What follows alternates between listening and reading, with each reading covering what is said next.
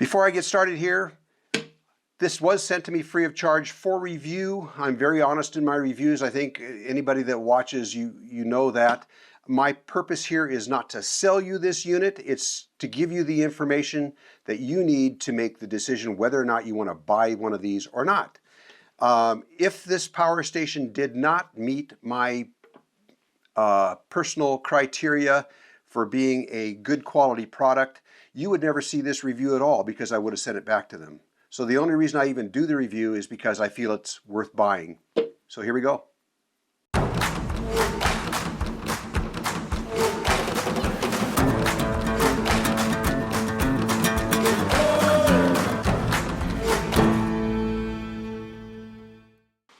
Well, to all you folks out there who love power stations like I do, they're so valuable. You get so much out of them. This is the Itehil IT500. And the reason I accepted this review request was because I did a review on their 100-watt solar panel some time back, and I was very impressed with it. Let me get it out here and show it to you.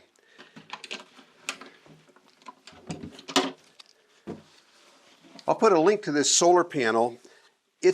I found it to be really high quality, really efficient, really tough Velcro on the back. Has all the instructions and all the information right here. On the other side, like I say, I've already done a review, so I'm not going to review this panel. I just want to show it to you here real quick.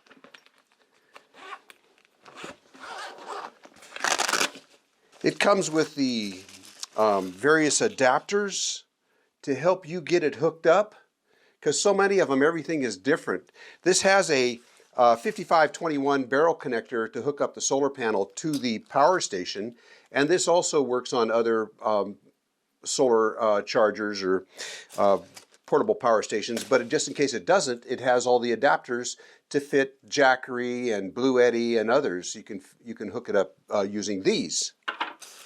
It came with some clips here so you can hook it up to the side of your car, or these are just metal carabiners here, or to a bush or a tree or something, or side of a building, because it does have grommets in all four corners. The thing here is it's got a USB quick charge inside here, which is handy if if you just want to hook up the solar panel and not hook up the power station. If you just want to use a quick charge, just go directly into your phone or some other thing that you want to recharge. It's right there. And then around on this side, it's got a regular USB port on this side that's 2 amps. And of course, the quick charge is 3 amps right here. But the thing was, in my test on this panel, once again, the link is going to be below this video. This solar panel did extremely well on the output. It outdid the Jackery Sega panels, and this one is like half the price. This one's like, I think, $189, but right now, of course, there's Christmas sales on. When people ask me what solar panel to buy, oftentimes I recommend this Itehil 100-watt panel. So that I ordered it with the for review with the power station there. The reason being because I already passed one of these panels along to somebody in need, so I didn't have one to show, and they kindly sent me this panel so I could show it with their power station, which hasn't been on the market very long. This is just, I kept waiting for them to come out with this, and they finally did. Yeah, in the review of this panel, I talked about how well designed it was. So be sure to check out that review. Now this solar charger here, portable power station solar charger, it's the same thing. This is a LiFePO4 battery. This is the lithium iron phosphate, which gives you 3,000 plus recharges as compared with the older lithium ion batteries that you got 500 to 800 recharges. So this is going to give you a lot longer life. They say this one's good for like 10 years, but that depends on how many times you charge it, recharge it, of course. Figure if you used it once a week, if you recharged it once a week, that's 3,000 plus weeks. That's a long time. Lithium iron phosphate batteries are able to charge faster, and they're heavier, they're safer, they're much more stable. You're not going to have any problem with fires breaking out or anything like that from a runaway battery like the old lithium ion could do. So people who are afraid of lithium batteries catching fire, that's pretty rare. And the lithium iron phosphate is even safer. So like I said, this is a 500 watt-hour unit. The AC is, the plugs on it are 500 watts. And it also has a peak of 750 watts. Now you're not going to run toasters and you're not going to run any coffee makers, anything with a burner. You're not going to run that off a power station like this. This is designed more for charging your laptop, charging your phones, definitely running a 12-volt AC refrigerator. You could run that on this for 30 hours. On this one, about 30 hours. Running a refrigerator without recharging it. Speaking of recharging it, it comes with your AC block here. Plug it into the wall. This puts out about 133 watts max. I see about 100 watts when I got it plugged into the wall. So this would take about 5 hours to recharge it. And that does it through this 5.5 barrel connector, which you plug in right here. You see this IT60 port over here? This one right here, you can put up to 400 watts of solar into this. You have to buy the adapter, which they sell, to put up to four solar panels, 4 100-watt solar panels. And of course, in their ad, they show you with the Itehil 100-watt panel here. But you can hook 4 of those up to here. Now, if you put 400 watts of solar into here, you actually wouldn't be putting in 400 watts. You'd be putting in more like 360, but that would charge this up in under 2 hours. Now, I did run a drawdown test on this to see how many watt hours I could get out of the AC ports down here, and I got 370 watt hours. And that's a little lower than other power stations that I've done reviews on, but I got a hold of the company and they did that on purpose. When you use the AC ports, you're not going to get 500 watts out of any 500 watt hour unit because it takes a certain amount to run the inverter. It takes a certain amount to run the fan, which is going to be running while you're running AC, and of course to run that battery management system. Normally that's going to take about 15% off the top, right there off the top, just to run those things.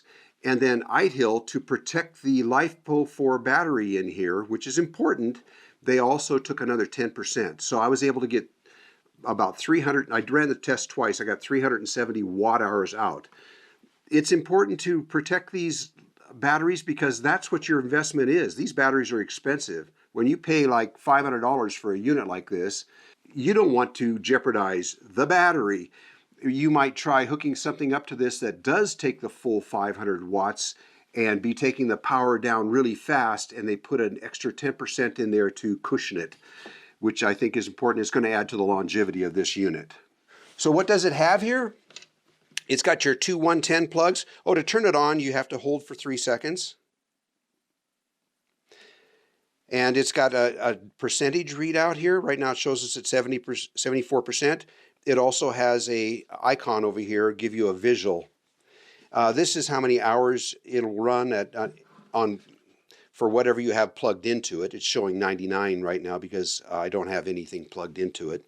Over here is something I haven't seen before on these, and that is a temperature gauge. It'll be either green, yellow, or red. Shows you an overheat condition. So you try to keep it in the green. If it's up in the red, then you're running it too hard. It shows how many watts are going out and how many watts are coming in over here on this side. And it also has an error code that'll show up in case you hook up an appliance that's got a defect or something. It'll tell you that. Down here it's got 2 regular USBs. These are 2 amp. And it's got the USB-C over here, quick charge, which is 3 amp. And it's got a USB-C over here, 60 watt. This is good for charging laptops, things that require a little more power. I think some modern cell phones, unlike my antique.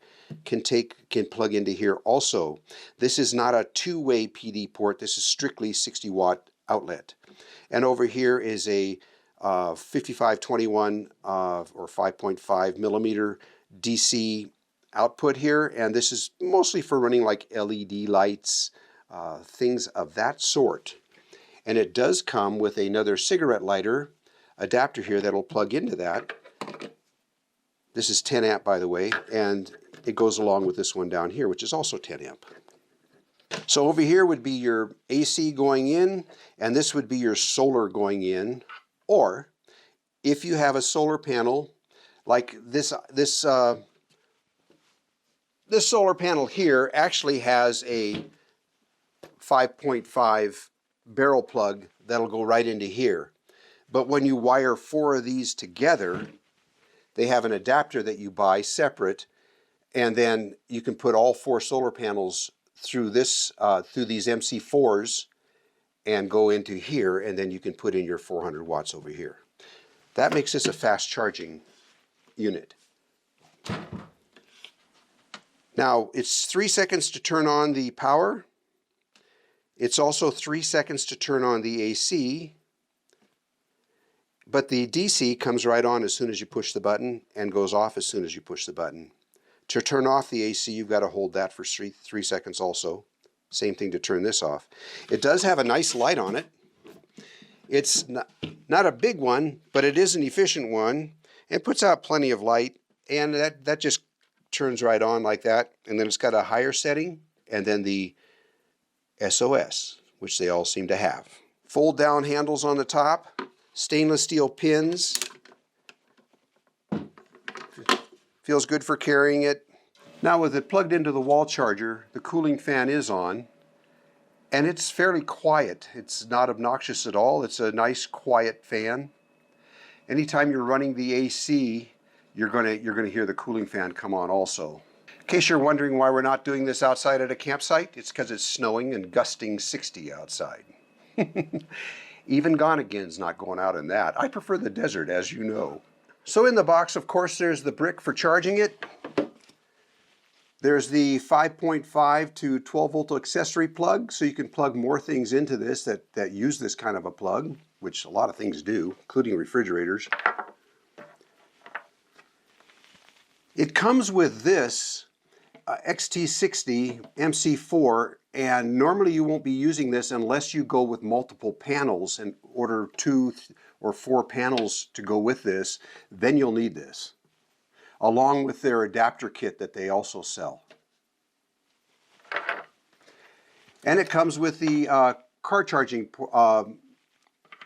adapter here for your cigarette lighter, and goes directly into the 5.5 over here. And you can, this takes about 5 hours to charge AC. I think in a car it's going to take more like 7 or 8 hours. And solar panel just depends on how much sun you got. Normally it takes about 8 hours to charge this off of a single solar panel. But if you hook 4 solar panels up to this thing, or if you have roof solar panels or something on your RV that'll put out more, you can run it through this XT60 port down here and put way more wattage into it. Now right now, this is normally $500, $499.99, and currently there's a sale on where you either get $100 off or you get $50 off plus free shipping, your choice. That link will be below the video here, so be sure and check that. Well, if you like this review, please give it a thumbs up, and visit their website, see if there's something on there that can help you out. And enjoy the road, you guys. Hope to see you out there. See you around.